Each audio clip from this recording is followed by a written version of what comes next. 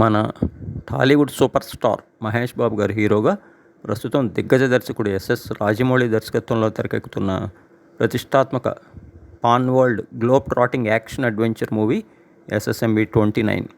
ఇటీవల గుంటూరు కారం సినిమా ద్వారా ఆడియన్స్ ముందుకు వచ్చి మరొక విజయాన్ని తన ఖాతాలో వేసుకున్నారు సూపర్ స్టార్. దానితో ఎస్ఎస్ఎంబి 29 మూవీపై అందరిలో కూడా భారీ స్థాయిలో అంచనాలు ఏర్పడ్డాయి.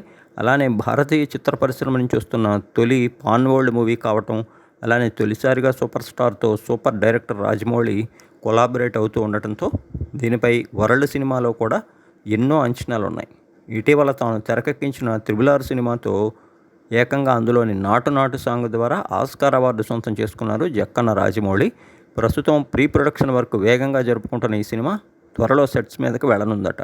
ప్రముఖ బాలీవుడ్ నటి ప్రియాంక చోప్రా ఒక కీలక పాత్రలో కనిపించనున్న ఈ మూవీలో మలయాళ నటుడు, దర్శకుడు పృథ్వీరాజ్ కుమారన్ కూడా కీలక పాత్ర చేయనున్నారని పలువురు హాలీవుడ్ నటులు ఇందులో భాగం కానుండగా, ఒక ప్రముఖ హాలీవుడ్ నిర్మాణ సంస్థ కూడా ఇందులో నిర్మాతగా వ్యవహరించనుందని అంటున్నారు. దుర్గాడ్స్ బ్యానర్పై ప్రముఖ నిర్మాత కేఎల్ నారాయణ అత్యంత భారీ వ్యయంతో, అంటే దాదాపుగా 1000 కోట్లకు పైగా వ్యయంతో నిర్మించనున్న ఈ సినిమా 2027 సమ్మర్లో రిలీజ్ అయ్యేటువంటి అవకాశం ఉందని అంటున్నారు.